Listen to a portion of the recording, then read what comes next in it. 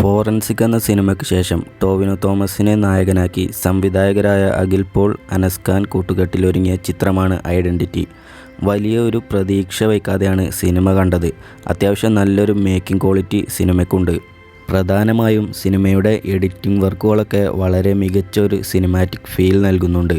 സിനിമയുടെ എഡിറ്റിംഗ് കട്ടുകളൊക്കെ വളരെ നന്നായിട്ടുണ്ട്. അതിൽ എടുത്തു പറയേണ്ടത് ബാക്ക്ഗ്രൗണ്ട് സ്കോറാണ്. സിനിമ മുന്നോട്ട് നീങ്ങുന്നതനുസരിച്ച് പിടിച്ചിരുത്തുന്ന തരത്തിലുള്ള ബാക്ക്ഗ്രൗണ്ട് സ്കോറാണ് സിനിമയിൽ ഉപയോഗിച്ചിട്ടുള്ളത്.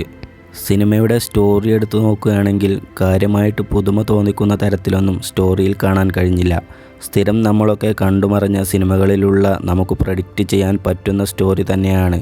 എന്നാൽ അത് പ്രസൻറ്റ് ചെയ്ത രീതി കുറച്ചൊക്കെ പുതുമ അർഹിക്കുന്നുണ്ട്. സിനിമ തുടങ്ങിയത് മുതലങ്ങോട്ട് പതിയെ ഓരോ സ്റ്റെപ്പും മുന്നോട്ട് വെച്ചിട്ടാണ് സിനിമ നീങ്ങുന്നത്.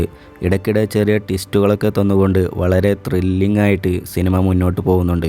ഒരു ഡൗൺ മൂവ്മെൻറ്റ് വരാത്ത രീതിയിൽ പടം മേക്ക് ചെയ്തു വെച്ചിട്ടുണ്ട്. ഈ സിനിമ എല്ലാ തരം ഓഡിയൻസിനും ഇഷ്ടമാവണമെന്നില്ല.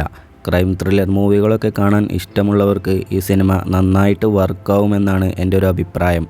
ഇൻ്റർവെൽ സീനൊക്കെ നല്ലൊരു ട്വിസ്റ്റ് തന്നുകൊണ്ടാണ് നിർത്തുന്നത്. പിന്നെ സെക്കൻഡ് ഹാഫിൻ്റെ തുടക്കത്തിൽ ചെറിയൊരു ലാഗ് ഫീൽ ചെയ്യുന്നുണ്ട്.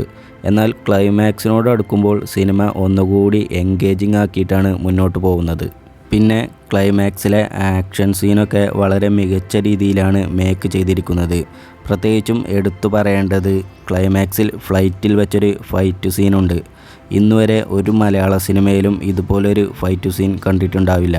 ശരിക്കും നമ്മുടെ മലയാള സിനിമ മേക്കിങ്ങിൽ വളരെ മികച്ചതായി മുന്നേറിക്കൊണ്ടിരിക്കുകയാണെന്ന് തന്നെ പറയാം. അതുപോലെ ഞാൻ ഈ ഒരു വീഡിയോയിലൂടെ ഷെയർ ചെയ്ത കാര്യങ്ങളെല്ലാം എൻ്റെ പേഴ്സണൽ അഭിപ്രായങ്ങൾ മാത്രമാണ്. എനിക്കൊരു സിനിമ കണ്ടിട്ട് എനിക്ക് കിട്ടിയൊരു എക്സ്പീരിയൻസാണ് ഞാൻ ഈ ഒരു വീഡിയോയിലൂടെ ഷെയർ ചെയ്തത്. അതുപോലെ നിങ്ങൾ ഈ ഒരു വീഡിയോ കണ്ടിട്ട് സിനിമ കാണാൻ പോകുന്നവരാണ് എന്നുണ്ടെങ്കിൽ എനിക്ക് കിട്ടിയ അതേ ഒരു എക്സ്പീരിയൻസ് നിങ്ങൾക്ക് കിട്ടണമെന്നില്ല.